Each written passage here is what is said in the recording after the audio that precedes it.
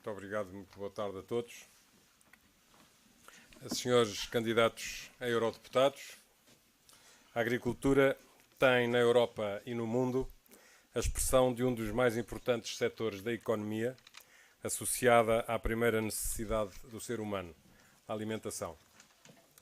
Fruto da terrível guerra que mergulhou a Europa numa crise de fome sem precedentes, surgiu a política agrícola comum, que, com o evoluir dos tempos, chega aos nossos dias mantendo-se como o verdadeiro eixo em torno do qual a União Europeia promove e defende o setor agrícola e, por via disso, os seus cidadãos.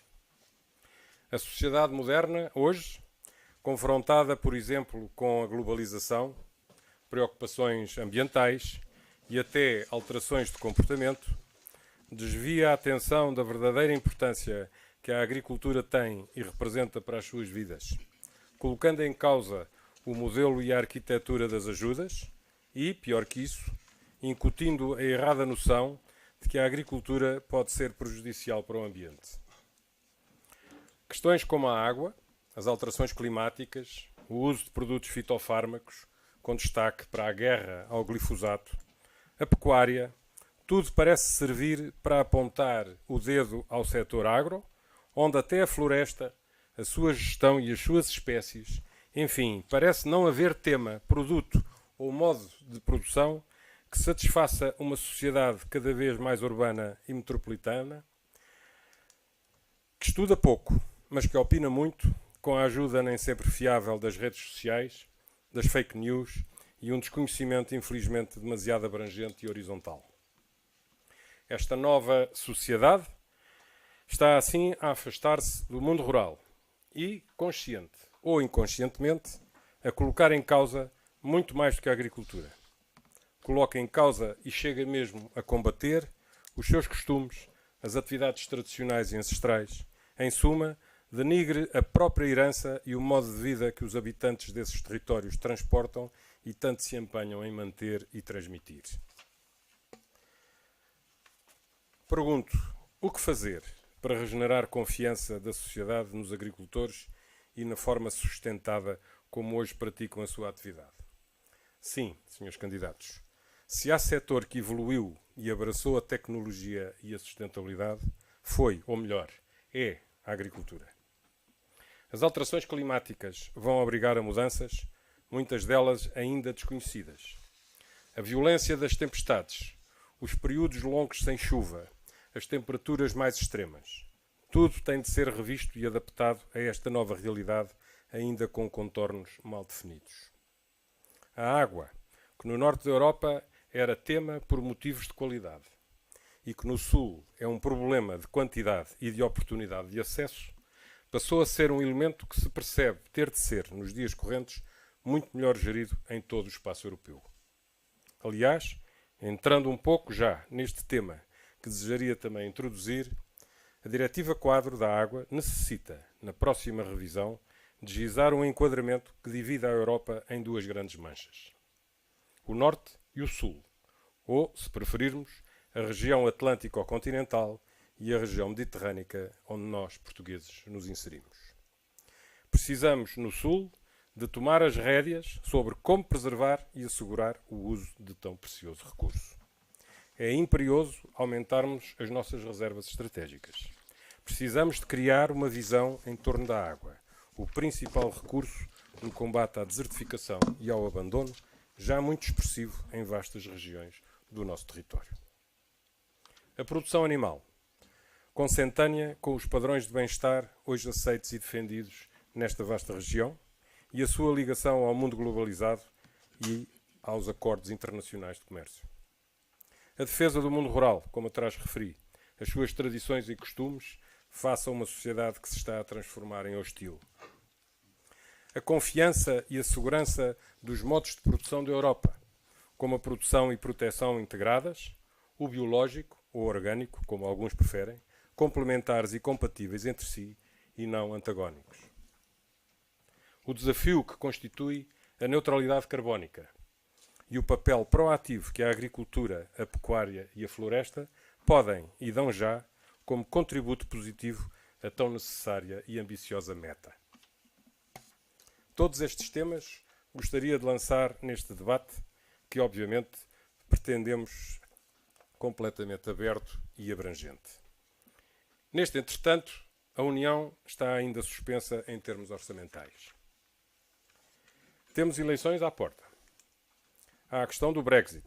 Enfim, tudo um pouco contribui para a criação de uma inquietante certeza que se arrasta. Importante é para nós o orçamento para a política agrícola comum, que se deseja não diminuído face ao anterior, por forma a permitir uma continuidade do modelo agrícola europeu, pese embora haja correções importantes que deverão continuar o seu percurso, como seja a aproximação dos valores recebidos pelos agricultores dos diferentes países, a designada convergência. Enfim, são os senhores que nos têm de manifestar os vossos pontos de vista. São os senhores quem vai nos próximos anos ter a obrigação de defender o país e os nossos agricultores neste meio, que, sendo amplo e diverso, não pode perder o seu cerne de união. Por fim, são os senhores quem terá de erguer a voz na defesa intransigente do que nos diferencia, face à nossa localização, ao nosso modelo de sociedade, aos produtos que produzimos e à defesa da nossa identidade. Agradeço-vos, em nome dos agricultores de Portugal, mas também em nome dos agricultores europeus, terem aceito participar neste debate. Queremos ouvir as vossas opiniões, os vossos contributos, essencialmente, contudo, a vossa mensagem sobre como se posicionarão nos próximos anos nesta casa, em Bruxelas, onde se decidem e conduzem os destinos dos povos da União Europeia. Qual a mensagem aos portugueses para que tomem a devida consciência do peso da responsabilidade que têm os eurodeputados nas decisões aqui tomadas para as suas vidas? Se passarem esta mensagem, seguramente que muitos votarão no dia 26 de maio. Muito obrigado e um bom debate.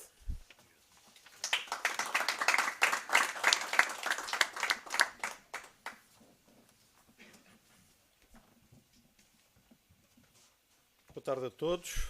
Sou eu que vou ter aqui esta tarefa difícil de moderar o debate e, como o nosso tempo é limitado e são 5 intervenientes, eu vou ter que ser verdadeiramente rígido com os tempos. O tempo vai ser igual para todos e eu vou dar, consoante as perguntas, 3 ou 2 minutos, vou pôr no telemóvel, carregar, e quando estamos no meio agrícola, vai-se ouvir um pato. Quando o pato cantar, faltam mais 15 segundos, eu depois tiro-vos a palavra mesmo, portanto é para haver uma orientação. Portanto, o pato toca 20 segundos antes 15 segundos antes do fim do tempo. Depois, se ultrapassar os 20 segundos, aqui depois o pato sou eu e eu corto-vos a palavra. Bom, o objetivo deste nosso debate é esclarecer as pessoas que nos estão a ouvir. Nós estamos não são estas pessoas só que estão aqui, estamos em 19 distritos do país, ou 18 no continente e nos Açores, e as questões que vou colocar são questões fundamentais para o setor agrícola. A primeira, obviamente, terá que ver com a revisão da PAC. A revisão da PAC atualmente em curso, eu nem sei se pode dizer que é atualmente em curso, porque neste momento ela está numa fase não anda para a frente, mas foi apresentada, como todos sabemos, uma proposta onde havia um corte imposto pela Comissão Europeia.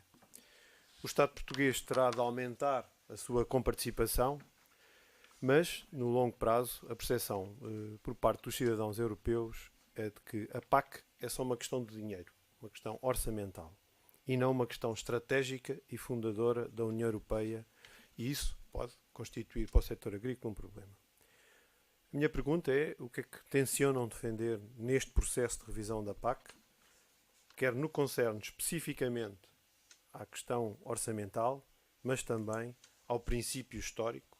As pessoas que hoje têm 50 anos ou menos na União Europeia, todos beneficiaram da PAC, porque todos são consumidores e todos os dias da vida deles foram alimentados, e dessa alimentação a PAC contribuiu para que o seu preço fosse mais reduzido, para além de uma outra conjunto de situações que a própria PAC proporciona.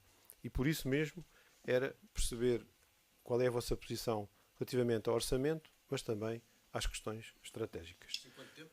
3 minutos, vamos começar, neste caso, da direita para a esquerda e vamos mudando. Depois vai ser o primeiro, o seguinte. Eu passava a palavra ao... Da direita? Da direita para a esquerda, pensei que era o CDS. Começa, neste caso, na direita. Vamos iniciar. Boa tarde a todos. Se calhar queria começar por agradecer o convite em nome do Partido Socialista e dizer que é muito oportuno este debate nesta fase e para nós é um gosto poder participar e expor as nossas ideias. Em relação à reforma da PAC e ao momento presente, bom, a primeira nota que eu gostava de deixar é que me parece que há uma assinalável diferença, gritante diferença entre o que diz a Comissão sobre a PAC e o que diz depois na prática através da proposta que faz de orçamento para a PAC. O que tem sido dito é que seria uma política mais ambiciosa do que a anterior, um conjunto de medidas mais abrangentes, mais transversais, abrangendo outras áreas de preocupação que já foram aqui referidas, mas ao mesmo tempo com menos financiamento e mais barata. E, portanto, há aqui entre o discurso e a proposta financeira, do nosso ponto de vista, algo que precisa de ser melhor esclarecido, ou por outra, precisa de ser talvez corrigido, no sentido de manter o nível de financiamento existente. Preocupa-nos desde logo o facto de a PAC no seu conjunto ter agora nesta proposta um orçamento global mais baixo do que vinha tendo, no peso do orçamento comunitário. Preocupa-nos que no caso de Portugal e no caso do desenvolvimento rural, em geral, haja também um corte, e preocupa-nos especificamente também a questão das taxas de cofinanciamento, que essa então é decisiva, porque faz pender sobre os Estados a manutenção do nível de investimento que se vem verificando, fazendo com que tenham que despender o dobro para manter o mesmo nível de investimento que têm presentemente. Tudo isto conjugado não dá, do ponto de vista financeiro, bons sinais sobre o que se poderá passar, embora se perceba também, pela reação do Parlamento Europeu e pelo estado a que chegaram as negociações, ou que se presume que chegaram, porque eu não tenho informação interna, estou-me a basear naquilo que vou recolhendo, presume-se que não nos incomoda só a nós, incomoda a muita gente. E, portanto, a reação do Parlamento Europeu foi precisamente neste sentido de travar esta primeira intenção da Comissão. E, portanto, há aqui um caminho que vai ser percorrido na próxima legislatura e que vai ter o seu desfecho na próxima legislatura e que é decisivo para que possamos ter uma PAC fortalecida, robustecida também do ponto de vista orçamental. É que não é só uma questão de dinheiro, é uma questão de um conjunto de objetivos com a maioria dos quais nós comungamos, mas que ao fim do dia precisa de ser financiada. O dinheiro é só instrumental, mas é necessário para garantir a manutenção do papel que a PAC tem tido. Isto são os meus 15 segundos finais. Pronto. Para a manutenção do papel que a PAC tem tido na segurança alimentar, no desenvolvimento rural, no apoio aos produtores, na garantia de uma agricultura forte em Portugal e, particularmente, se me permitem, nos Açores, e isso vai acontecer muita vez porque eu sou natural dos Açores. Muito obrigado, André. O André Bradford representa aqui o Partido Socialista e a passar então agora a palavra ao eurodeputado, ao candidato a eurodeputado José Manuel Fernandes, do PSD. Muito boa tarde, queria cumprimentá-los, saudar os colegas, dar os parabéns à PAC, saudar os 19 distritos que nos estão a escutar, um cumprimento especial para a deputada Sofia Ribeiro pelo trabalho que desenvolveu nesta área, um excelente trabalho, diga-se de passagem, não sendo ela efetiva na Comissão da Agricultura, teve um papel importantíssimo, por exemplo, para a manutenção dos envelopes com o relatório de opinião sobre o quadro financeiro plurianual no que diz respeito à PAC, mas também depois para o mercado único, para a fruta e também para os pesticidas e, portanto, obrigado, Sofia, pelo trabalho que desenvolveste e por teres levado, por exemplo, o Comissário aos Açores e a Comissão Agri e o Comissário assumiu lá que não havia cortes no POSEI. Relativamente a este assunto, orçamento, primeira coisa, nós já aprovámos em 14 de novembro de 2018 que não aceitámos cortes na política agrícola comum, primeiro e segundo pilar. Aliás, em maio, numa resolução que eu tinha negociado, e tinha sido eu o negociador dessa resolução, já tínhamos esse objetivo. Agora é preciso que a gente fale aqui claramente, enunciando a comparar preços correntes de 2027 com preços correntes de 2020. A própria Comissão tem culpa nisto. Na política de coesão, para apresentar um corte, falou de preços constantes. Na política de coesão agrícola, veio falar de preços correntes. O corte no primeiro pilar é de 500 milhões de euros. É de 10,6%. O corte no segundo pilar, no FEADER, é de 1.200 milhões de euros. É de quase 26%. É 25,9%. E, portanto, a primeira coisa é nós falarmos dos números certos, da verdade. E também não confundirmos proposta da Comissão com proposta do Parlamento Europeu. O Parlamento Europeu é ele que está a negociar com o Conselho já numa série de reuniões informais. E, portanto, a nossa posição é esta.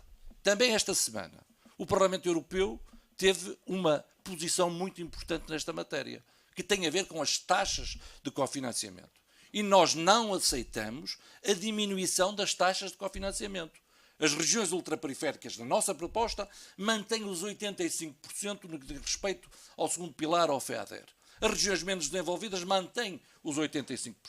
As regiões em transição mantêm os 63%. E as regiões mais desenvolvidas, a que no regulamento aparece outras, é 53%. E esta nossa posição é essencial.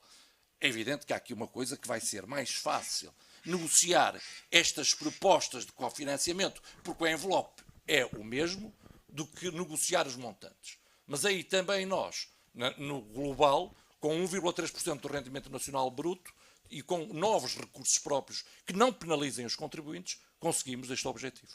Obrigado, José Manel. E passar agora a palavra ao candidato a eurodeputado do Partido Comunista, João. Muito obrigado a todos os presentes. Agradecer também à CAP o convite para estarmos neste debate e saudar também aqueles que nos acompanham através dos meios audiovisuais nos distritos nacionais. O Sr. Presidente iniciava a abertura referindo a PAC como um instrumento de promoção e defesa do setor agrícola, que nós entendemos que deve, enquanto instrumento, de facto, ser um instrumento de promoção e de defesa. Mas a questão que somos obrigados a colocar-nos é a promoção e defesa do setor agrícola, sobretudo em que regiões da União Europeia. Porque há um conjunto de elementos que evidenciam nos 30 anos de presença na União Europeia, aquilo que foi a eliminação de um conjunto muito significativo de explorações agrícolas, nomeadamente pequenas e médias explorações, cerca de 400 mil. O que isso motivou em termos de redução de mão de obra também no setor agrícola, estimando-se em cerca de 500 mil postos de trabalho menos. O que temos hoje de diferença em termos de área explorada para a produção em menos de 700 mil hectares. E aquilo que são as profundas desigualdades que o modelo de política agrícola comum que temos hoje em vigor mantém no setor. Não podemos negar que em Portugal, por exemplo, 13% dos beneficiários recebem 80% das verbas que estão canalizadas para o país, sendo que 236 explorações recebem quase 52 milhões de euros. Também não esquecemos que, apesar de já não estar consagrado na política agrícola comum o princípio de pagar para não produzir, se mantém o princípio de pagar sem a obrigação de produzir. Portanto, há muitos e muitos hectares de terra que hoje recebem, não só em Portugal, mas em toda a União Europeia, muitos milhões de euros que não se traduzem em apoios diretos à produção. E, portanto, nós entendemos que tem que haver uma mudança de paradigma, por um lado, daquilo que é a proposta da PAC, que está agora a ser a discussão. Foram votados agora dois regulamentos nessa matéria. Tem que haver, por um lado, a reforma que esteja em curso não pode significar um processo de renacionalização da PAC, sobretudo numa situação em que os apoios à produção, nomeadamente através das cotas, diminuíram. O José Manuel Fernandes falava aqui dos valores, para terminar. Não esqueçamos que, por exemplo, estava previsto o aumento de 15% para 30% da participação de Portugal no segundo pilar. E, portanto, vai ser determinante a posição do governo português agora nas negociações no Conselho para a salvaguarda dos interesses dos produtores nacionais. João. Ia passar então a palavra ao deputado Nuno Melo. Bom, agradecendo o convite, 3 notas. A primeira, eu não estou aqui apenas para promessas, estou também para balanço. Eu não trabalho na agricultura, não prometo trabalhar no setor da agricultura no Parlamento Europeu. Eu trabalho no setor da agricultura no Parlamento Europeu desde 2009, quando fui eleito. Trabalhava quando não estava na Comissão da Agricultura, trabalho agora na Comissão da Agricultura. As mais importantes iniciativas sobre a agricultura aqui nas últimas décadas foram trazidas através de mim, também da CAP, devo dizer. Recordava aqui o Congresso de Jovens Agricultores, que junta todos os anos mais de 30 mil pessoas a mostrar o melhor do setor agroalimentar português. Foi organizado entre mim e a CAP, a ideia do Duarte Mira e minha. O Congresso, aliás, o melhor de Portugal, o Congresso de Jovens Agricultores está a jovens de 28 países da União Europeia, organizados por mim e pela CAP no Parlamento Europeu. Inúmeras ações de promoção de produtos de norte a sul e ilhas de Portugal em Bruxelas. Isto é assim desde 2009. E isto é balanço.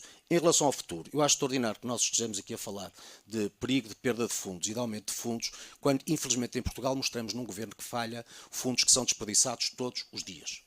E o que se passa com o PDR 2020 e em diversos itens do PDR 2020 é uma tragédia. Na inovação, 25%. Jovens agricultores, quando a renovação do tecido agrícola é fundamental, 34%. Regadio, quando nós somos o primeiro país a sofrer o impacto do aquecimento global, 10%.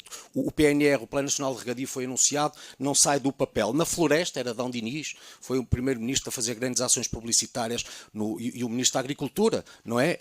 Em Leiria, no Pinhal de Leiria, não só o que plantaram secou, como em relação aos fundos comunitários destinados à floresta, está entre 9% e 35%. O PDR 2020, bom, na verdade, está próximo de 50%, graças fundamentalmente às medidas agroambientais. E, portanto, do que tem que ver com o aproveitamento dos fundos comunitários, este governo é uma tragédia. Ter este governo a pedir mais fundos, quando não aproveita o que tem, em programas operacionais que terminam em 2020, está tudo dito. Finalmente, o que está para aí previsto para o futuro também não é bom. Não é aceitável um corte de 15% no segundo pilar que este governo quer, quando a proporção entre ajudas diretas e ajudas ao investimento, primeiro e segundo pilar, não é igual em toda a União Europeia. A média da União Europeia é de 80-20, a nossa é de 50-50, e, portanto, cortar 15% num pilar ou no outro não é a mesma coisa, não afeta os países todos da mesma forma. Não é aceitável que Portugal esteja hoje pior do que no passado,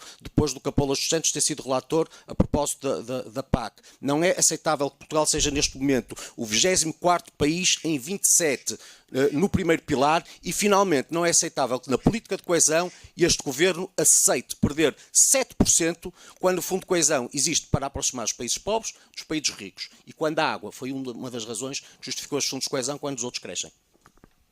Obrigado, Mel. Ia passar então a palavra à representante do Bloco de Esquerda, a Marisa Matias.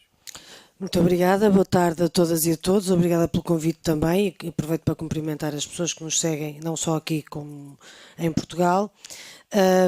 Já foram referidas algumas coisas que concordo, mas entrando na questão que referiu e que colocou no início, eu acho que devemos salientar a importância da política agrícola comum.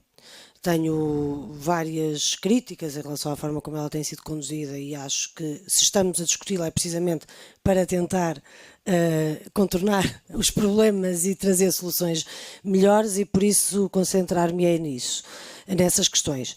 Nós não nos podemos esquecer que 48% do território da União Europeia é composto por unidades de produção agrícola. Portanto, é quase metade do território. E apesar de toda a pressão que existe, nomeadamente através de acordos de livre comércio com outras regiões do mundo, ainda no que diz respeito aos alimentos que nos chegam à mesa, estamos a falar de 70% dos alimentos serem produzidos no espaço da União Europeia. Nós temos mais capacidade ainda para isto. Desde logo porque defendemos que a política agrícola comum não deve ser apenas uma política agrícola, mas também uma política alimentar. Há imensos setores nos quais nós temos muito mais capacidade, em que podemos ser mais autossuficientes do que aquilo que estamos a ser neste momento, por causa precisamente da pressão que existe na sequência de acordos comerciais. Obviamente que me preocupa também os cortes, e ainda estamos a tempo de discuti-los, mas a proposta da Comissão não é boa. esse respeito. E é indiferente se estamos a falar do primeiro pilar ou do segundo pilar. A proposta global da Comissão Europeia não é boa e creio que devemos juntar-nos para combater essa intenção nos cortes em relação à política agrícola comum. Uma segunda dimensão tem a ver com os planos estratégicos, que ainda não foi referido, porque penso que é importante. Discute-se a possibilidade, e está em cima da mesa, a possibilidade de podermos regulamentar uma gestão da PAC através de planos estratégicos. Eu creio que, em abstrato, podemos vê-lo tanto como uma oportunidade como um perigo, porque acarreta várias ameaças se não forem bem regulados os planos estratégicos. Eu acho que essa é uma das dimensões que verdadeiramente temos que trabalhar para o futuro, é na regulamentação dos planos estratégicos.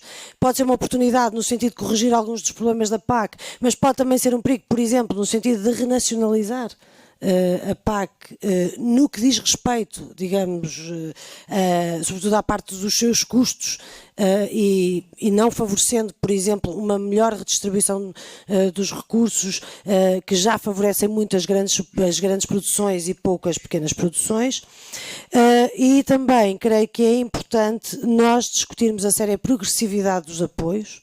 Ela não tem funcionado, por isso tantas pequenas unidades de produção têm sido destruídas e a agricultura mediterrânea tem sido mais afetada desse ponto de vista do que outros países da União Europeia. E por fim, porque estou nos meus últimos 15 segundos, creio que nós não podemos discutir a PAC sem discutir seriamente uma condicionalidade ambiental. As alterações climáticas não são um mito, são uma realidade e, portanto, essas condicionalidades devem ser discutidas.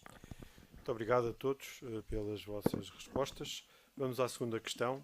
A utilização de produtos fitofármacos é fundamental para o setor agrícola, nomeadamente para manter as produtividades num nível satisfatório face à procura mundial de alimentos. Sabemos que a constante atualização dos produtos e a investigação que é subjacente são fundamentais, quer para assegurar condições de segurança, quer para melhorar eficiências produtivas. Mas a questão específica do glifosato e da polémica que lhe tem sido inerente terá de ser decidida no Parlamento Europeu. Neste caso, os agricultores portugueses gostavam de conhecer o que vão defender sobre esta matéria enquanto parlamentares europeus. E passar a palavra agora ao José Manuel Fernandes. Muito bem.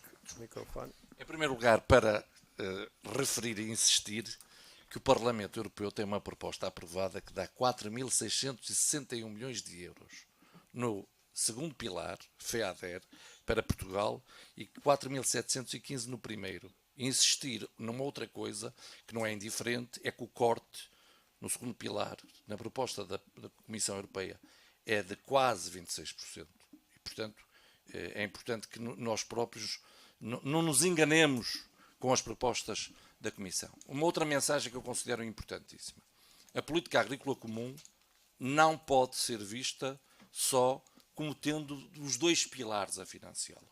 Ela tem de ser vista numa estratégia mais global, onde o ambiente esteja presente, mas onde o território também esteja presente para que haja uma ocupação do território, e aí a política de coesão também tem um objetivo importante, onde a investigação tenha um lugar aí também, e a proposta para que o Horizonte 2020 possa dedicar 10 mil milhões de euros para esse objetivo é essencial, onde o digital também tenha uma presença até para a agricultura de precisão, onde haja uma política de ação de forma a que a prevenção execute e previna no que diz respeito, por exemplo, às alterações climáticas, possam existir investimentos que sejam feitos no sentido de minorar esses efeitos.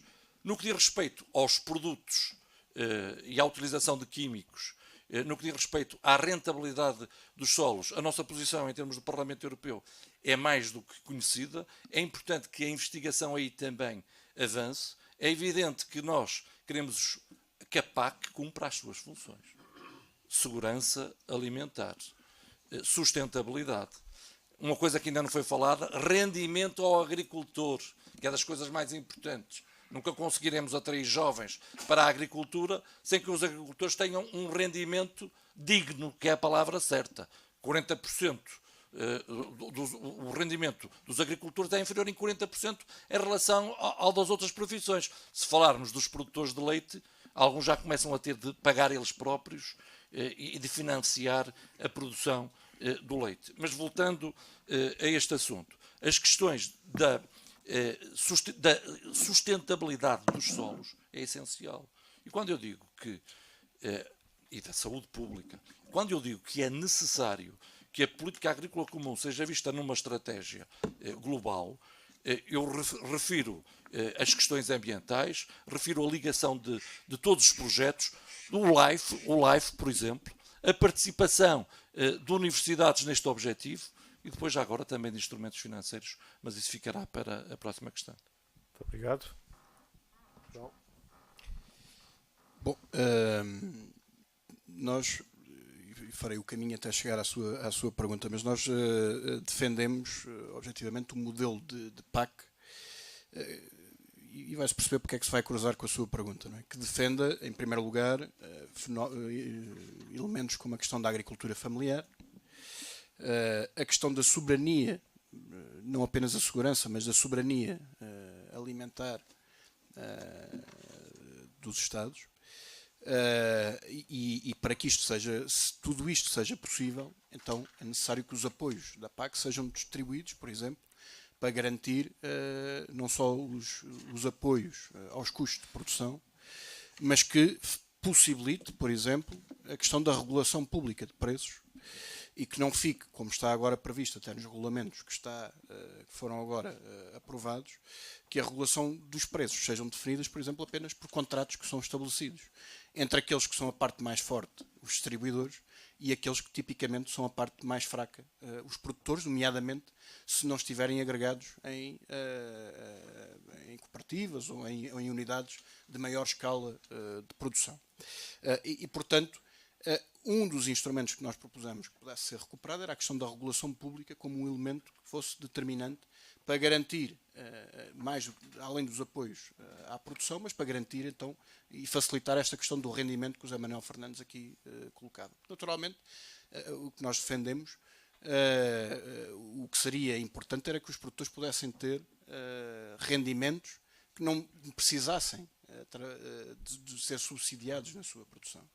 Ora, pelo contrário, a política da PAC o que está a alimentar são políticas de cada vez mais de modelos agrícolas de monocultura e cultura altamente intensiva e de grande extensão em termos de área, que inevitavelmente são, por um lado, insustentáveis do ponto de vista até do ambiente, mas também do ponto de vista da criação de empregos no interior do país, na distribuição de rendimentos no interior do país pelas populações, contribuindo, por exemplo, para fenómenos de desertificação.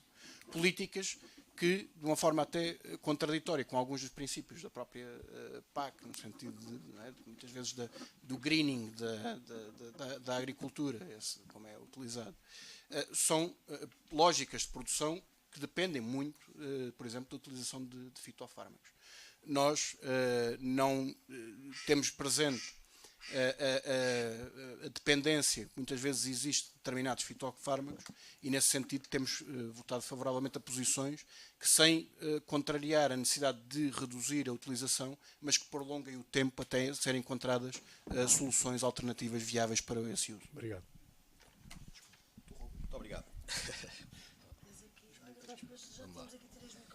Isto de um comunista ter que partilhar é uma coisa terrível. Olha, eu peço, vais saber. Fazer concentração no microfone. Temos aqui.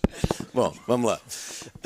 Ora bem, complementando em relação à questão anterior e a propósito dos fundos, eu gostava de recordar que com a ministra Assunção Cristas, no anterior governo, à frente da pasta da Agricultura, Portugal executou o PRODER praticamente a 100%.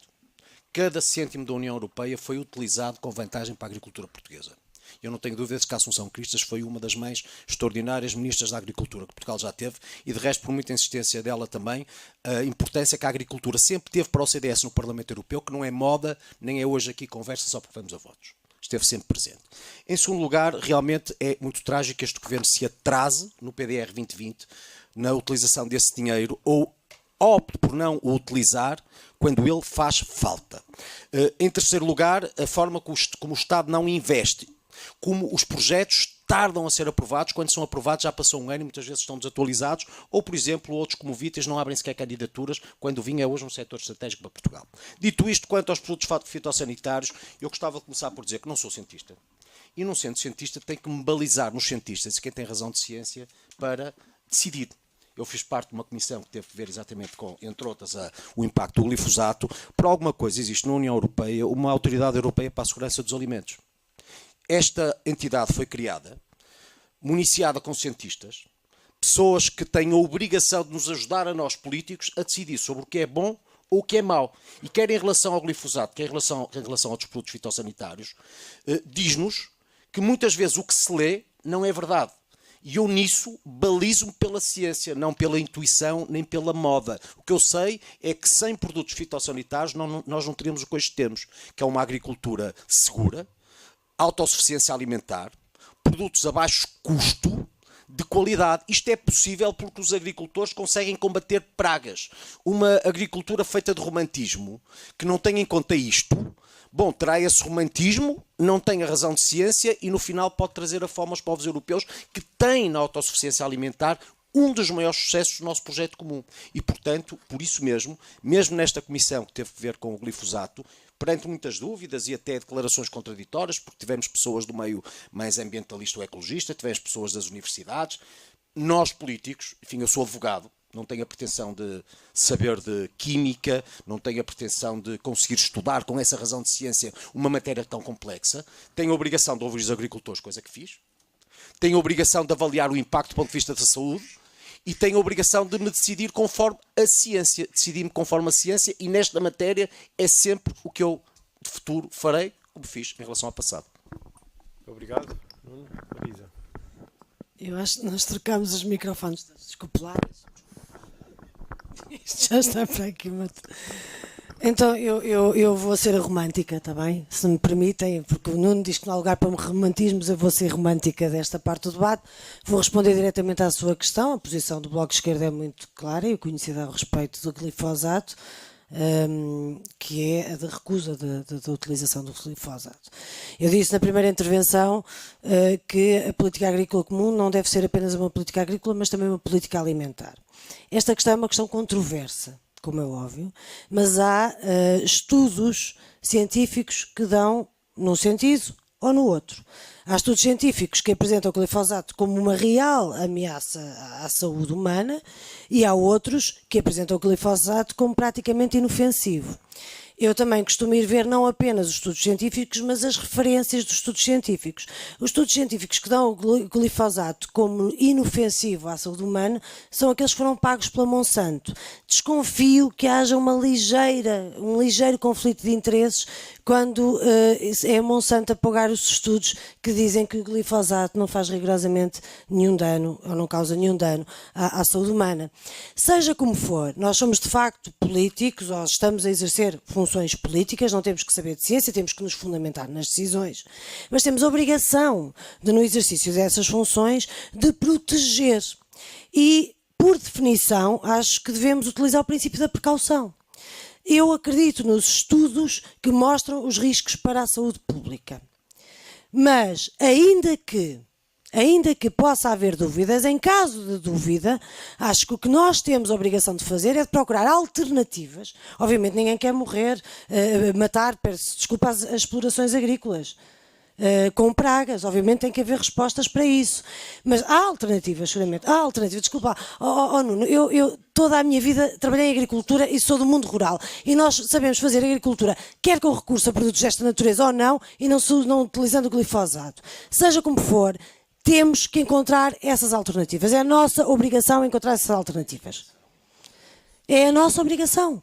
É proteger a população, proteger a saúde pública. Até porque, vamos lá ver uma coisa, a utilização destes produtos não tem apenas a ver com a saúde pública, e mesmo que se tivesse a ver com a saúde pública, já era suficiente. Tem a ver com a própria proteção dos solos. Não serve de muito nós termos solos que são massacrados e que deixam de ser produtivos. Não serve de muito nós matarmos os nossos ecossistemas. Não serve de muito estarmos a retirar os nutrientes aos próprios solos. Portanto, o que é importante é encontrar um período, e termino com isto, um período de transição, mas um período de transição ecológica que proteja a saúde pública, que proteja também a saúde dos próprios solos e, em caso de dúvida, o princípio da precaução. Se há estudos suficientes a mostrar que existem riscos, acho que nós, no mínimo, devemos considerá-los em nome dos filhos e dos netos das nossas gerações. André? Muito obrigado. Eu se calhar começava pela questão dos fundos também, só um pouco para recuperar algo que aqui foi dito e que me parece precisar de algum esclarecimento. É que os fundos não são propriamente para os governos, são para o tecido produtivo, são para a agricultura, são para os produtores e, portanto, não devem ser vistos do ponto de vista, presumo eu, de ganhos políticos para o governo, mas devem ser vistos sob o ponto de vista de ganhos efetivos para quem produz, quem trabalha no setor e quem vive dele. Quanto à pergunta concreta da utilização de produtos para a proteção de plantas, eu acho que há necessariamente que proceder aqui a o que não tem sido feito de resto, um equilíbrio entre questões de segurança e sustentabilidade e proteção ambiental por um lado e questões de eficácia das produções por outro e de eficiência da agricultura europeia. E esse equilíbrio, enquanto não houver informação científica suficiente que penda para um determinado lado, deve precisamente consistir na moratória da decisão, no adiar da decisão, tendo sempre em conta que, se provar de facto a existência de consequências graves para a saúde pública, pois aí a decisão terá de ser outra. Agora, também é verdade que, perante este cenário, é avisado do ponto de vista dos produtores procurarem desde já algum tipo de solução alternativa que lhes permita equilibrar o uso intensivo deste tipo de produtos fitofármacos. E, portanto, se houver já um esforço, é natural que a consequência ou a reação na altura em que for finalmente decidido o assunto não tenha que ser tão drástica e possa ser tomada de uma forma mais equilibrada. Há, de facto, outros métodos que são também, de facto, menos eficazes. Exigem, se calhar, uma reestruturação de custos nas explorações, mas isso é uma opção de quem gere e, portanto, eu julgo que é possível encontrar aqui um caminho intermédio. Até haver uma decisão concreta, pois também não me choca de maneira nenhuma, não nos choca a nós, que se procure e se intensifique a procura de uma informação científica concreta. Aliás, que devia ser, e em boa medida deve ser fundada em termos de fundos, ou seja, financiada também do ponto de vista da própria PAC. E não ouvi o pato. Muito obrigado. Foi o primeiro a não ouvir o pato. Foi o primeiro que não ouvi o pato. Bom, não se pode transferir tempos. Não pode transferir tempos e eu até vou dizer, eu tenho estado aqui a fazer um esforço, quem me conhece deve estar a reconhecer o esforço que eu estou a fazer para não intervir. É obviamente que cada pergunta destas dava para um debate de 1 hora e tal. E eu não vou aqui intervir. Mas não, porque vocês já estão a utilizar o tempo para fazer campanha e o objetivo deste debate era esclarecer as pessoas e não fazer campanha. Se vocês agora às perguntas que eu fizer, vocês não responderem outra, eu relembro-vos a pergunta que fiz. Cada um fala por si, eu não estou a dizer quem é que foi. Eu só estou a avisar que vou ser menos condescendente. Quem nos está a ouvir percebe o que eu estou a dizer e vocês também percebem. Não é generalizado a todos, mas tem a ver com isso. Eu não vou fazer nenhum comentário. Estou a fazer um grande esforço para não o fazer, mas cada uma destas perguntas dava um debate até bastante interessante para ser feito. Fazer uma pergunta agora que tem menos tempo, porque ela não precisa de tanto tempo que vocês depois usam no outro lado, que é uma questão muito específica e que o Parlamento Europeu pode ter a solução. O setor do leite já foi aqui referido hoje, teve no fim das cotas leiteiras um momento marcante. O que veio a preceder uma grave crise nos preços deste produto, que ameaçou muitas explorações de produtores de leite. Tratou-se de uma decisão tomada com bastante antecedência, isto foi tomada ao longo, mas que ainda hoje toda a gente se interroga, e especialmente os produtores de leite, da utilidade dessa decisão, especialmente na sequência da queda dos preços que surgiu depois disso. Portanto, na realidade, era um sistema que não custava dinheiro à Comissão Europeia, que geria a oferta do mercado e que se acabou com ele. O resultado foi, todos perderam com isso na produção. Por isso, isto torna-se importante conhecer qual é a vossa posição, o vosso pensamento sobre esta matéria, pois sempre que se houver vontade, pode-se voltar a colocar um novo sistema de gestão da produção de leite. Não precisa de chamar cotas, pode chamar outra coisa qualquer. Outros países têm. Neste momento não existe nenhum sistema de gestão das cotas leiteiras e eu gostava de vos colocar esta questão, que é importante para a produção de leite no país e que o Parlamento Europeu, sim, tem uma palavra decisiva, ou tem um contributo decisivo nesta matéria.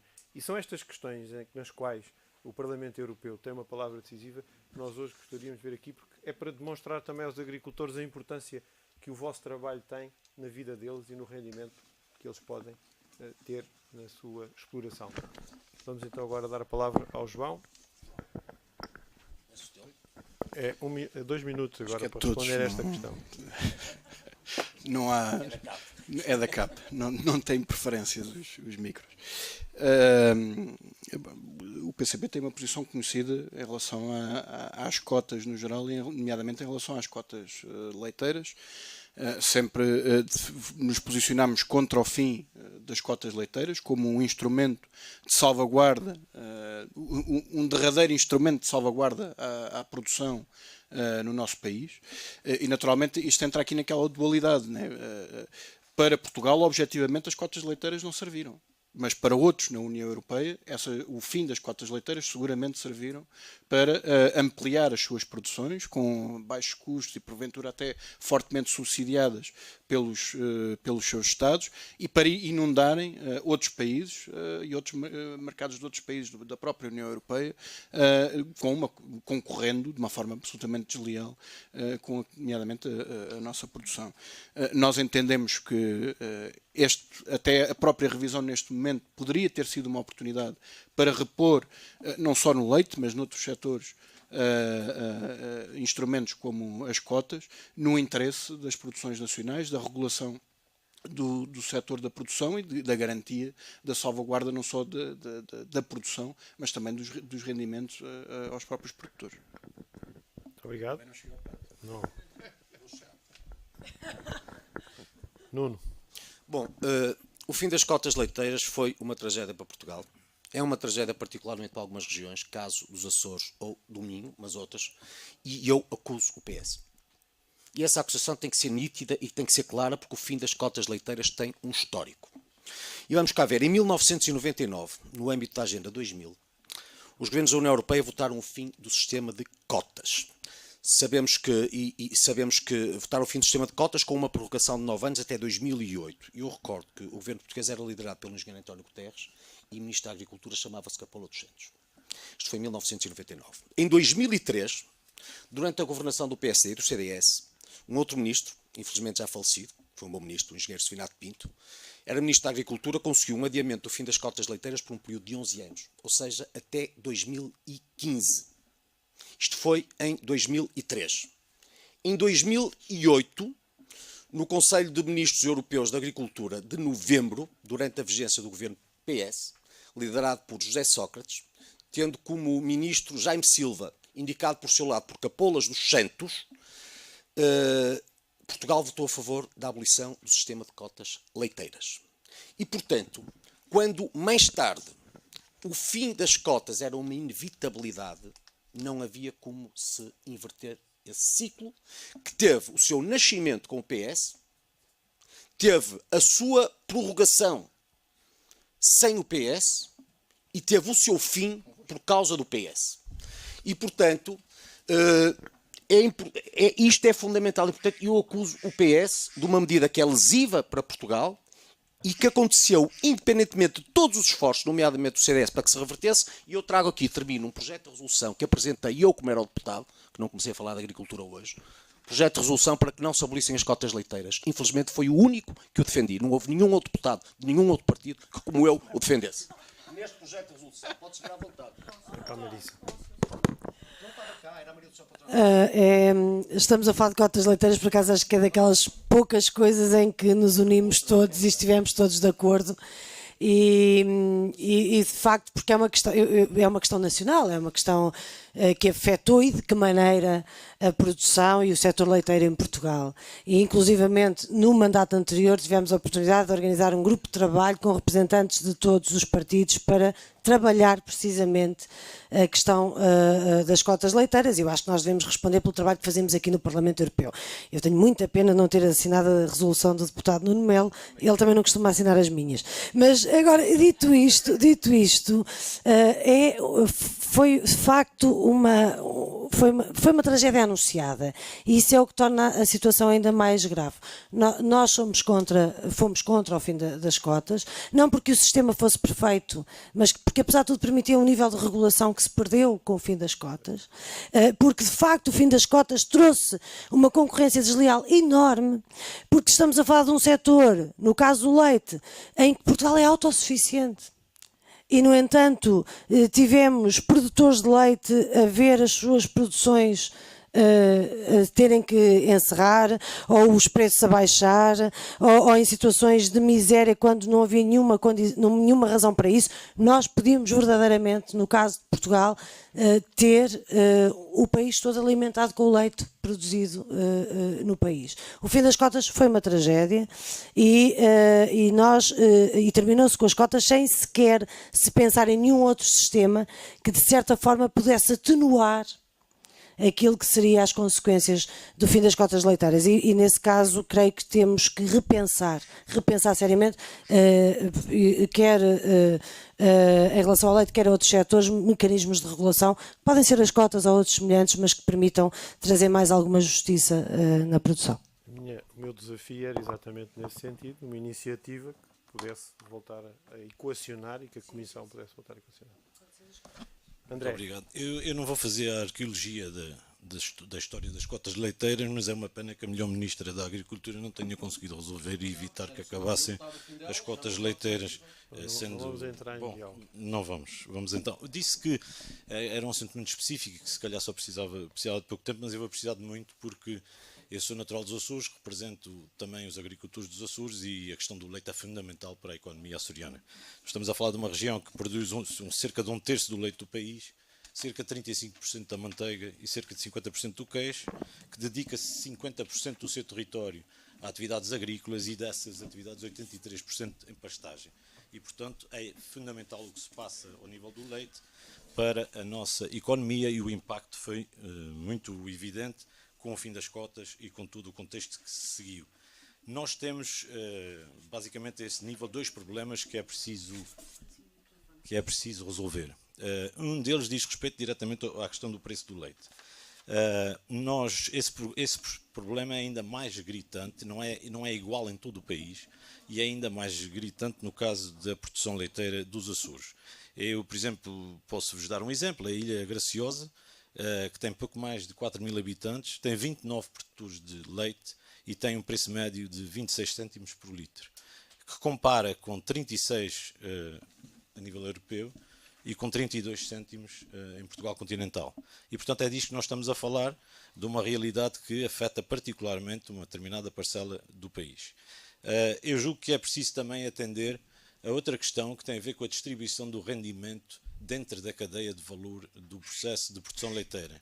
É preciso conferir maior justiça, nomeadamente em favor dos produtores, uma vez que o produto melhora muito, é de grande qualidade, mas depois, à medida que se sobe na cadeia de valor, o próprio produtor não lucra com o suficiente com aquilo que é adicionado ao produto, à matéria-prima. E, portanto, eu não tenho mais tempo, desta vez fico por aqui.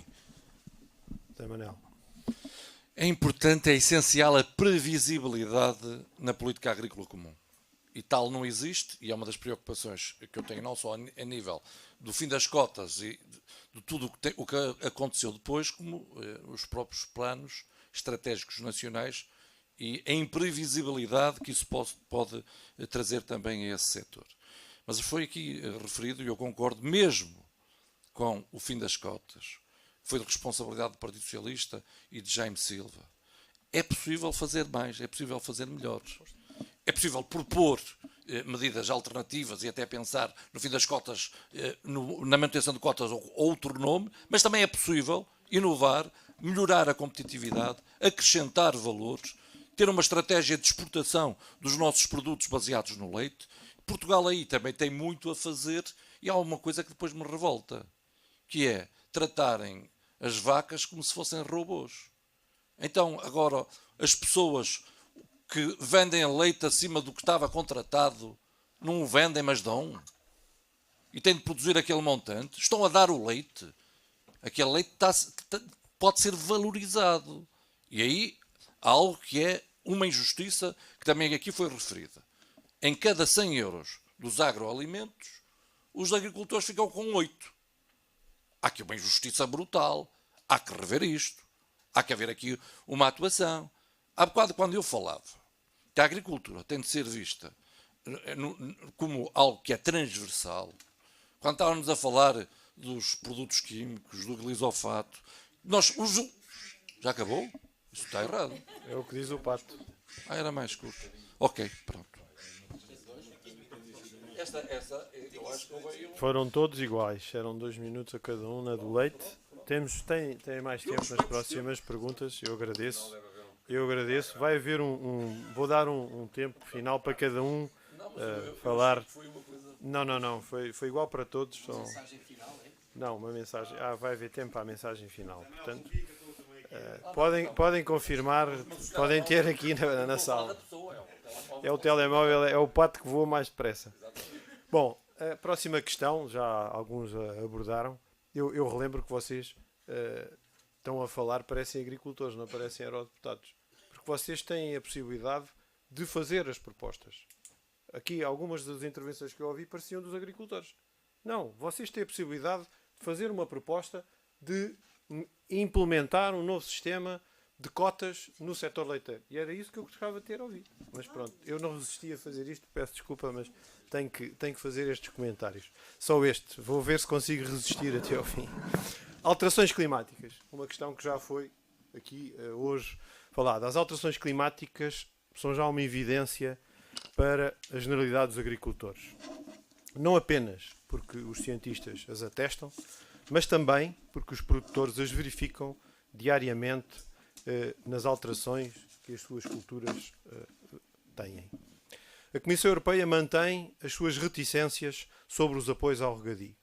Isto é uma questão comunitária, talvez porque nos países do norte da Europa haja água com fartura e isso não é uma limitação. Mas o problema tende a agravar-se. Este ano temos aí mais uma questão com a falta de chuva. E isso tem implicações económicas relevantes para o conjunto da agricultura portuguesa. Portanto, nós gostava de vos colocar esta questão, gostava de saber qual era a vossa posição em termos da utilização de fundos comunitários para aumentar o armazenamento de água, questão tão polémica na União Europeia. Nuno. 2 ou 3 minutos? 3 minutos. Então, 15 segundos só para esta parte do leite, para dizer ao candidato do Partido Socialista que isto não é arqueologia, é memória. E quando se vai a votos, a memória é muito importante.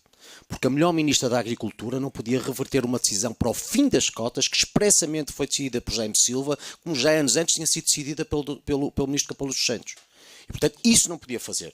A única coisa que o PSD e o CDS conseguiram quando estiveram no governo foi com o Sr. Pinto prorrogar durante 11 anos as cotas e depois, mais tarde, infelizmente, como viu, tentar minimizar, sendo que, meu caro Luís Mira, eu apresentei um projeto de resolução exatamente para isso, para um sistema equivalente a todas as cotas. E, portanto, é uma medida concreta, apresentei-o. Não é o que vou fazer, tentei já e tentarei novamente nas próximas. Bom, dito isto, quanto à questão do ambiente, eu diria o seguinte, que a começar nós propusemos em Portugal agora a criação de um fundo de emergência para as alterações climáticas que nos faz muito sentido. A União Europeia tem que ter em conta que Portugal é o país que, a sul da Europa, os países do sul são os que mais sofrerão o impacto do aquecimento global. Portugal está à cabeça dos que mais sofrerão esse aquecimento global.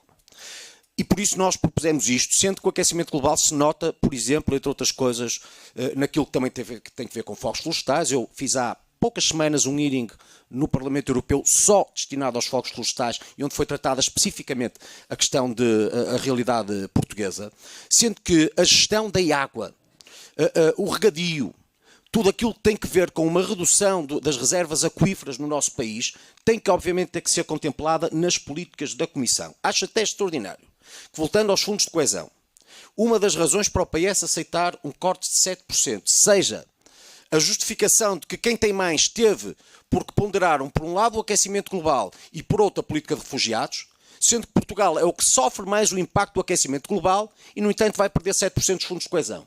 Enquanto que outros que não o sofrerão não perdem um cêntimo, sendo que têm rendimentos per capita muito superiores aos portugueses. E, portanto, eu acho que o aquecimento global, as questões relacionadas com a água, as que têm que ver com o combate à desertificação, à fixação das pessoas nos territórios do interior, têm que ser prioridades da União Europeia, com uma visão particular em relação ao Sul e, dentro do particular em relação a Portugal. Porque Portugal sofre hoje, visivelmente, veja bem, nós neste momento, no Alentejo, há casos já de seca extrema, declarados, com autarquias, onde foi noticiado na SIC, onde o meu amigo vem, suponho, há pouco tempo atrás, foi noticiado há poucas semanas atrás, o abastecimento de água por autarquias por causa da seca extrema. No meu distrito, o distrito de Braga já está a arder. Já está a arder. E, portanto, se as pessoas não percebem isto e não percebem que Portugal tem que ser uma prioridade dentro da política da União, então não estão a perceber nada. E realmente a água e a seca é uma prioridade e é uma tragédia. Obrigado. Marisa. Obrigada. Então, eu achava que estava a responder às perguntas diretamente e que estava a avançar com a proposta, mas agora vou mesmo dizer, propomos. Então, em relação a esta questão das alterações climáticas, eu comecei por dizer na introdução que somos a favor da introdução de condicionalidade ambiental. Já existe alguma, mas muito pouca, portanto um fortalecimento da condicionalidade ambiental. Isso tem a ver com o estabelecimento, por exemplo, de indicadores de impacto no ambiente das atividades agrícolas, e que isso tem que ser ponderado em relação a várias matérias. Não tenho tempo agora de detalhar, mas nomeadamente em questão dos financiamentos, mas não só. Somos também a favor dos ecoprogramas reforçados, mas que devem ser orientados, do nosso ponto de vista, para uma transição ecológica, porque só assim se encaixa também dentro da condicionalidade que eu referia. Propomos um programa, porque estas coisas não estão desligadas, propomos um programa para a floresta mediterrânica que proteja os sistemas agrosilvopastoris que existem na Europa, e aqui em particular refiro, por exemplo, ao caso do montado português. Não é possível que não se protejam os ecossistemas que existem e que contribuem, de certa maneira, para a própria sustentabilidade ambiental, e por isso não se pode tratar por igual aquilo que é diferente, e a floresta e a agricultura estão interligadas. Nesse sentido, também a questão do regadio é importante. Mais uma vez, não podemos tratar por igual aquilo que é diferente. Sendo polémico ou não sendo polémico, é fundamental garantir as reservas de água e a especificidade dos sistemas agrícolas em Portugal. E eu juntava aos montados e aos regadios a questão dos baldios, porque também tem a ver com a questão da defesa do modelo de desenvolvimento sustentável, e que tem em conta condicionantes ambientais e de combate às alterações climáticas. Nós temos, apesar de Portugal ser um país muito pequeno, nós temos muitos microsistemas que devem ser todos eles preservados. E, finalmente, propomos também ainda um programa no sentido de termos cadeias de distribuição mais curtas, porque as cadeias de distribuição, não sendo curtas, e nós tendo um nível de autossubsistência em muitos domínios total ou quase total, em outros não, mas naqueles que é possível não há nenhuma razão para nós massacrarmos o ambiente com cadeias de distribuição longas, quando podemos, e bem, se houver planificação, ter cadeias de distribuição mais curtas. É melhor para os produtores, para os agricultores, é melhor para as comunidades. Os produtos chegam seguramente com melhor qualidade e não precisam de tanto armazenamento. Aí o pato chegou.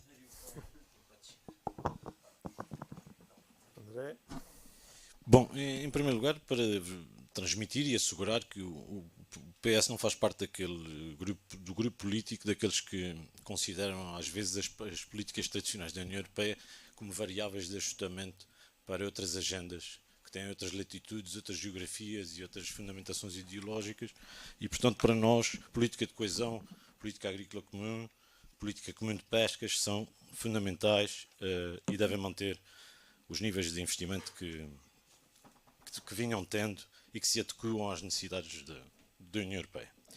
Em relação às questões ambientais e às alterações climáticas e a sua ligação à nova PAC, é evidente, já todos os agricultores das várias partes do país, de uma forma ou de outra, já contataram com as dificuldades acrescidas que sentem devido às alterações climáticas. Isso não está, de modo nenhum, não é algo distante da prática cotidiana de quem produz e quem trabalha na agricultura, e têm sido tomadas medidas excepcionais, por exemplo, no caso dos Açores, no que diz respeito à gestão da água, também no que diz respeito a situações emergentes, relativamente à alimentação animal, precisamente por se sentir, particularmente no último ano, os efeitos muito concretos que isso traz e as dificuldades acrescidas que traz a quem depende dos elementos, digamos assim, para desenvolver a sua atividade.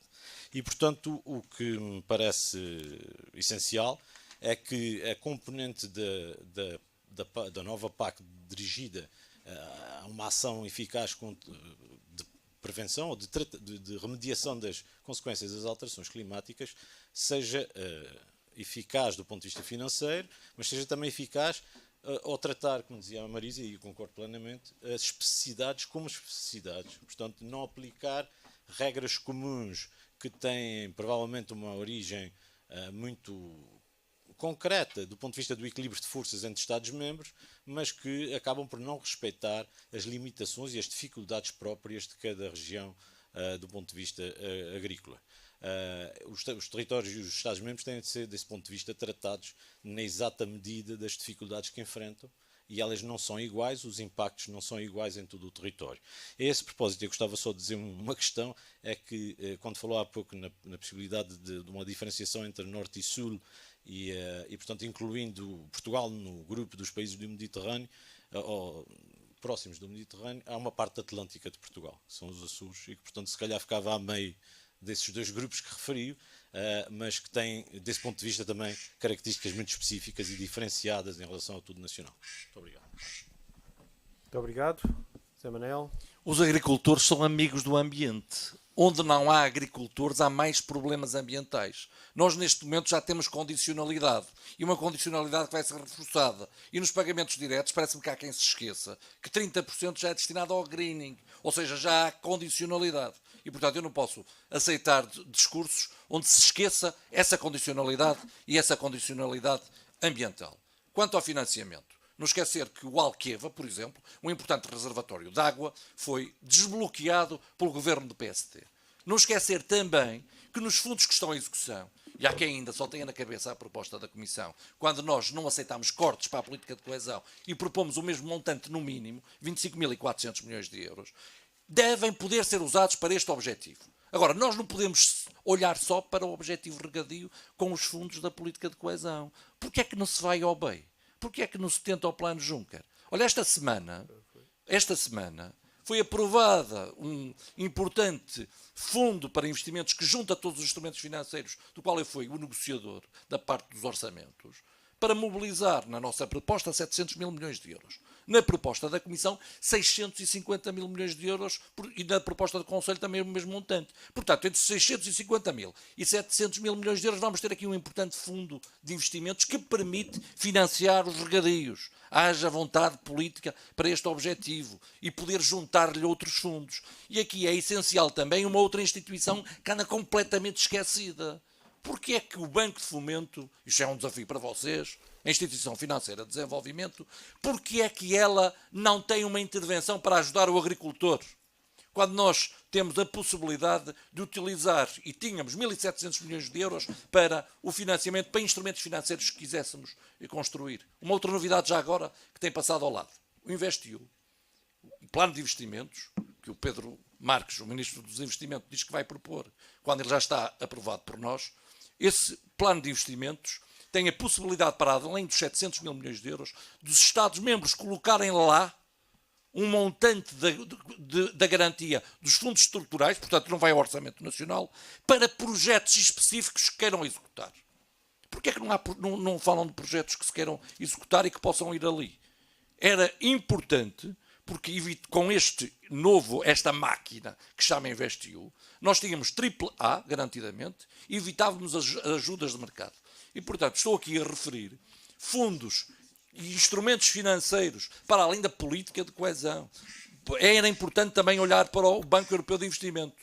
E nunca esquecer, e termino, o Horizonte Europa, que será para a investigação e inovação, onde deverá ter aqui também um papel importantíssimo, porque as alterações climáticas, efetivamente, estão aí à escala global. Muito obrigado. Estamos a caminhar para o fim do debate e eu ia... desculpa lá. Se puder ser. Mas estamos a caminhar para o fim da mesma. Está bem, está bem. É importante é que todos falemos. Nós, de facto, temos tido intervenção, e de certa forma já referi nas intervenções anteriores, sobre esta matéria das questões do ambiente e de como se cruza o ambiente e a agricultura. O José Manuel Fernandes dizia que a agricultura é fundamental para um bom ambiente. Talvez já não concorde que o facto de haver agricultura permita haver bom ambiente. Há práticas boas e há práticas que são negativas. Há zonas que estão a ser altamente ocupadas atualmente no território nacional com práticas de monocultura, a cultura do eucalipto, do olival ultra-intensivo, que agora até se chamam olival em sebe em vez de chamar ultra-intensivo, de práticas ultra-intensivas de produção, que não só não têm reverso do ponto de vista socioeconómico, como pagaremos um dia a fatura dos impactos ambientais dessas produções. E em relação à pergunta concreta, temos questionado várias vezes a Comissão Europeia, nomeadamente sobre a possibilidade de mobilização de apoios para fazer face à questão da seca e à questão do regadio. E temos propostas concretas. Foi pena, por exemplo, que não tivesse recolhido apoio agora na aprovação dos regulamentos da PAC a questão dos seguros públicos contra pragas e catástrofes, que se cruza com a questão do glifosato. Eu retomava só nos 15 ou 20 segundos que faltam esta questão das cotas leiteiras. É que, de facto, é preciso falar a verdade. Se é verdade que em 99 o governo de PS Guterres, com o ministro Capolas Santos, aprovava o fim das cotas leiteiras em 2008, não é menos verdade que em 2003 o então governo de PSD-CDS, era ministro Sevinato Pinto, ministro da Agricultura, assinou uma reforma da PAC em que se confirmou esse caminho, portanto, fixando a data para 2015. Fixando a data para 2015 do fim das cotas leiteiras. É isto.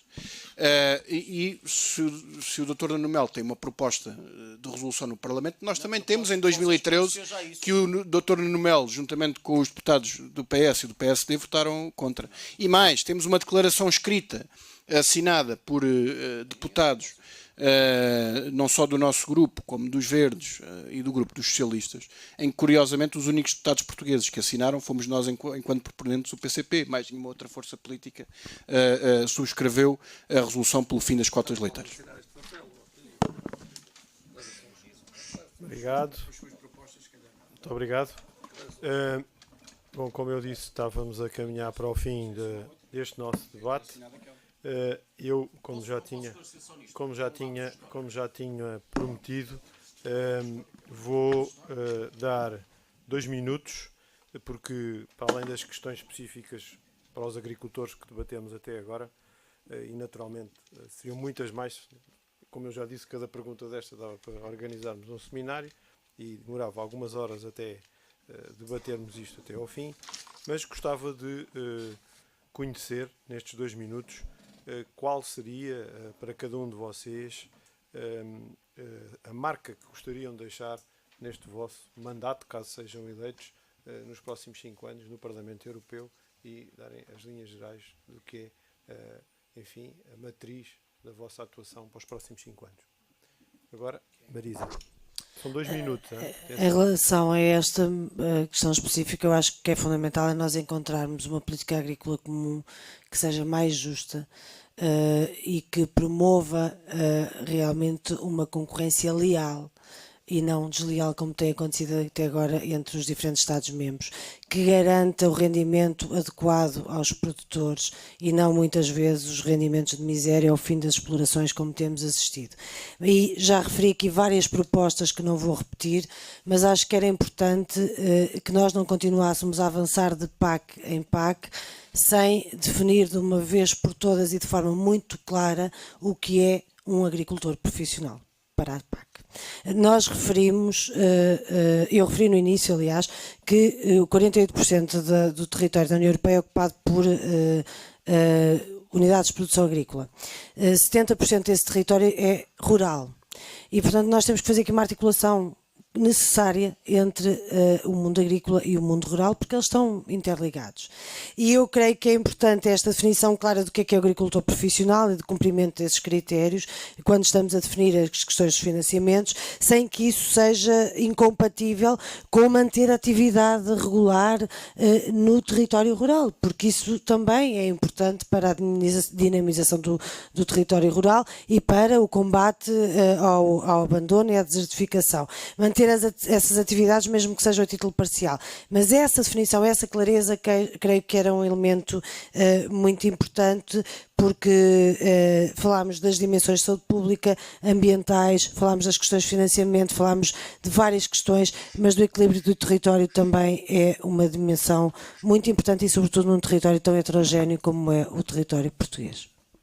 Muito obrigado. André?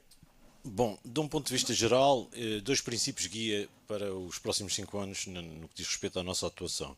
Primeiro, apostar e acentuar tudo aquilo que possa contribuir para uma maior convergência entre aqueles que têm beneficiado mais da PAC e aqueles que têm ficado menos beneficiados com a PAC, Estados-membros, portanto, e regiões da Europa. Em segundo lugar, também uma maior coesão interna e externa, no sentido de reconhecer-se e tratar-se de forma adequada aquilo que é específico para que todos possam ter condições para evoluir por igual.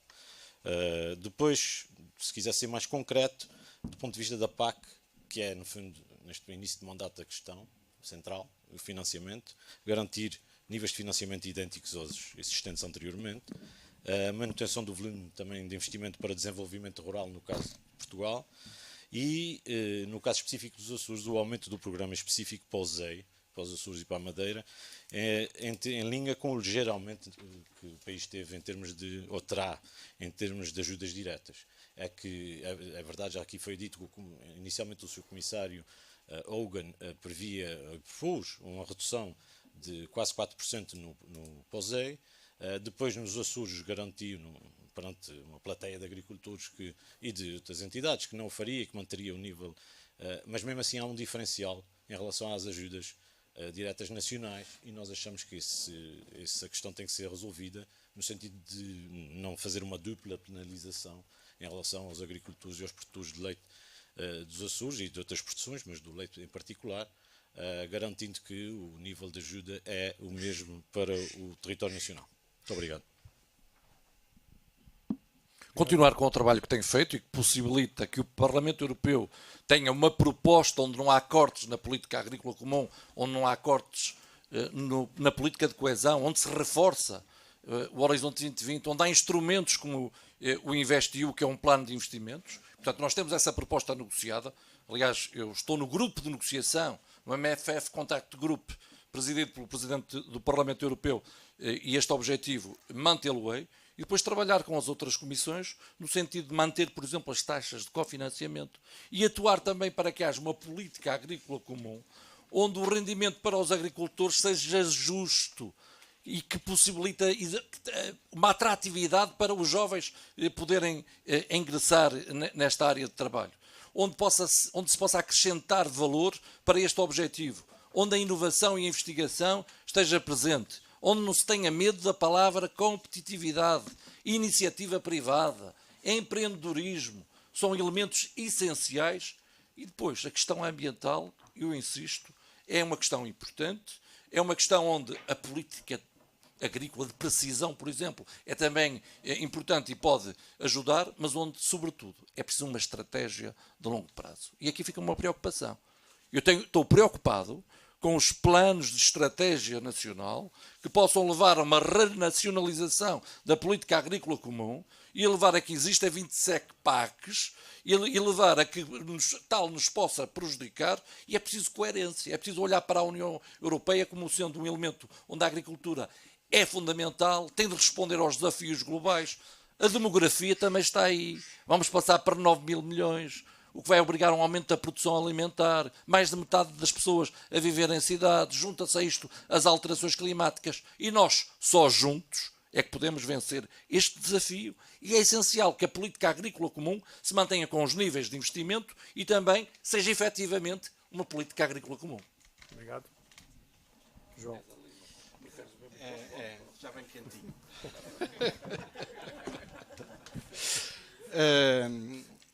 o compromisso que não só eu, como os deputados do PCP temos assumido já antes e continuaremos a assumir para a frente é de uma intervenção no Parlamento Europeu em torno das matérias da agricultura que resulte de um profundo conhecimento e contacto com a realidade nacional, com as organizações de produtores, com os produtores, e foram mais de 300 as iniciativas, visitas, reuniões, contactos que tivemos com organizações e dos mais diversos setores da agricultura, de que resultaram dezenas de perguntas à Comissão Europeia sobre aspectos concretos, portanto, da própria aplicação da PAC. Audições públicas fizemos 13 sobre matérias tão diversas como a floresta, instrumentos financeiros, o leite, o vinho, o azeite, os cereais, a agricultura biológica, as raças autóctones, a apicultura, os cereais, o queijo da serra e a própria revisão da PAC.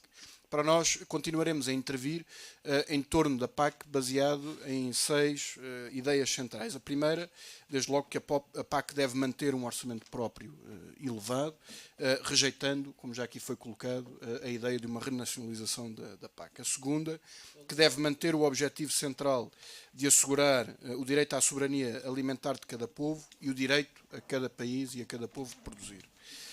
O terceiro, uma reforma da PAC que assegure o equilíbrio e a justiça das ajudas entre países, produções, produtores e regiões.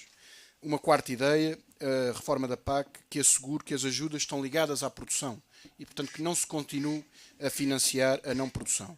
A quinta, a necessidade da regulação dos mercados de retomar esse caminho, que garanta o escoamento da produção a preços justos. E a sexta, para terminar, que a PAC assegure os apoios preferenciais à pequena e média agricultura no respeito, enfim, das realidades de cada país. Muito obrigado. Nuno Melo. Bom, eu para começar não sei se já repararam que dos deputados que tiveram assento na Comissão de Agricultura, só mesmo do CDS é que se mantém. Não está aqui o deputado do PCP, não está aqui a deputada do PSD, não está aqui o deputado do PS. Eu acho que isso terá algum significado. Seja como for, eu gostava em relação a prioridades de dizer o seguinte. Obviamente que a manutenção do orçamento é uma prioridade. A manutenção do orçamento é uma prioridade. Um plano nacional de regadios para Portugal, que é importantíssimo para combater as alterações climáticas e é necessário convencer a Comissão Europeia disso mesmo.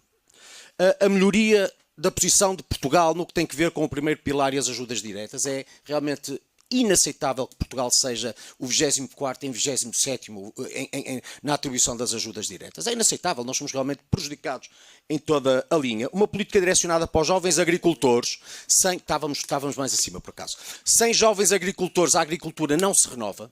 E, portanto, uma política direcionada para a renovação da agricultura. Eu fui relator de uma iniciativa sobre jovens agricultores. É fundamental. O combate às pragas, uma delas a xylella fastidiosa, mas não só, e está ali o meu assistente José Eduardo, que insiste sempre muito com a xylella fastidiosa, mas há várias outras pragas que têm que ser combatidas e põem em causa muita da agricultura mediterrânica. O apoio às culturas rurais para travar o êxodo para as grandes cidades. A questão das cotas leiteiras, trazer as cotas leiteiras para o debate político, e voltarei a defender a sua introdução ou equivalente, uma atenção muito particular às regiões ultraperiféricas, aos Açores e à Madeira, como sempre temos tido, e de resto preocupa que, por exemplo, na Madeira o PDR 2020 esteja aplicado só em 25%, deveria estar muito acima. E uma questão que aqui não foi falada, mas para mim é muito importante e que tem a ver com a caça. A caça é matricial identitária do mundo rural. Há hoje em Portugal uma cultura contra a caça, ignorante em relação ao fenómeno da caça, que não tem noção da importância da caça para uma atividade complementar dos agricultores, uma atividade complementar para o interior, uma atividade complementar para as autarquias, e eu tenho sido flagelado por vários supostos intelectuais urbanos pelo facto de ser caçador e defender a caça. Pois defendo com muito orgulho. Sou o único, continuo-me a tratar mal em relação a isso, continuarei a defender a caça em Portugal. Obrigado. Bom, eu queria agradecer a todos enfim, aqui a disciplina com que conseguimos levar este debate, que nem sempre é fácil, por isso agradeço a todos, facilitaram-me aqui a vida. Só fazer aqui um pequeno resumo, acho que sobre a questão do orçamento e sobre a questão das cotas leiteiras houve de alguma forma uma unanimidade entre todas as intervenções que levaram a que se apontasse que é necessário reforçar o orçamento e era, na opinião de todos, necessário reintroduzir um sistema de gestão da produção leiteira. Eu relembro aqui que a proposta, e esta proposta vale o que vale, porque vamos ter um novo Parlamento, vamos ter uma nova Comissão, mas esta proposta não traz menos dinheiro para o setor agrícola. traz é uma maior exigência do Estado-membro em colocar o autofinanciamento. Sobre a questão do glifosato, já não há a mesma posição, há aqui posições contrárias. A questão do glifosato, nós não somos cientistas, também os agricultores, mas há uma coisa que é uma verdade incontornável. Se não houver agroquímicos, as pragas comeriam 40% a 50% e destruiriam 40% a 50% da produção. E isso, a agricultura é rendimento para as pessoas.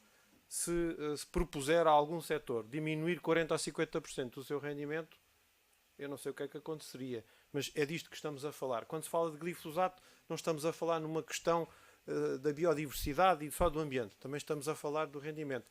E há aqui uma coisa, eu também não sou cientista, como já disse, mas nem sou pago pela Monsanto. O que é facto é que o glifosato não é uma questão exclusiva da Monsanto, é só o agroquímico que está em molécula aberta há mais de 20 anos, portanto é produzido por todos, como vocês todos sabem. Quanto às questões das alterações climáticas, é um problema, é verdade. Houve aqui informação, e eu concordo totalmente, que tem que haver uma vontade nacional para investir no médio prazo sobre esta matéria. Há meios para o fazer, desde que haja vontade política para o concretizar. A União Europeia tem esses instrumentos, existem, é preciso utilizá-los e saber utilizá-los. Mas, na realidade, eu penso que aquilo que a agricultura portuguesa espera é, nestas questões que são horizontais, que exista aqui a nível de Bruxelas uma convergência entre os eurodeputados e que haja uma situação que eu também sinto muito, é que a sintonia entre os eurodeputados, o Parlamento Europeu, para ser concreto, e os Parlamentos Nacionais, parece que o Parlamento Europeu anda sempre 2 anos à frente nos problemas face ao Parlamento Nacional e há que resolver esta questão.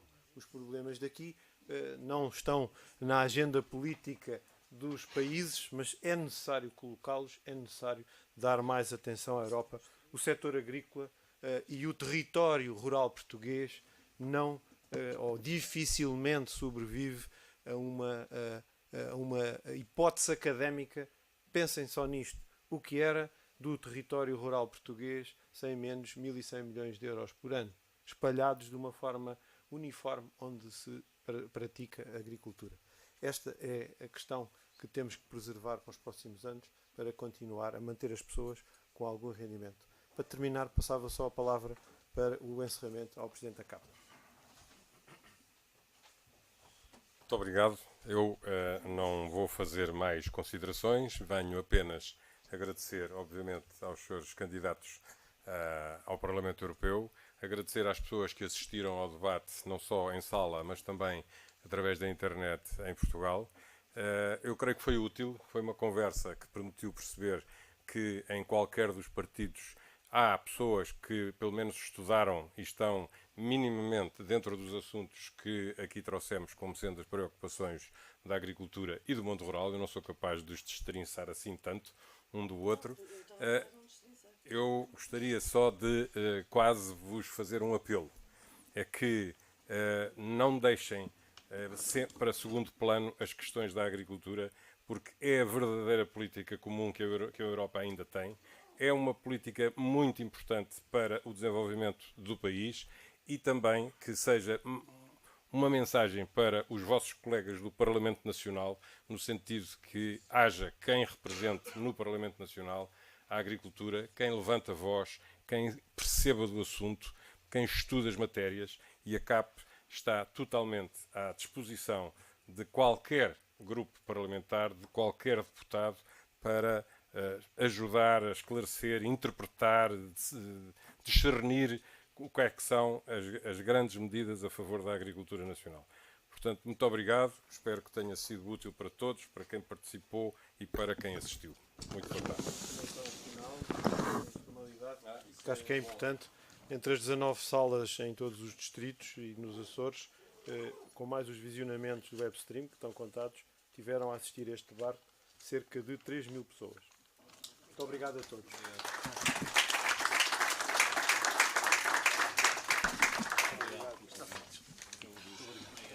Obrigado pela vossa disciplina.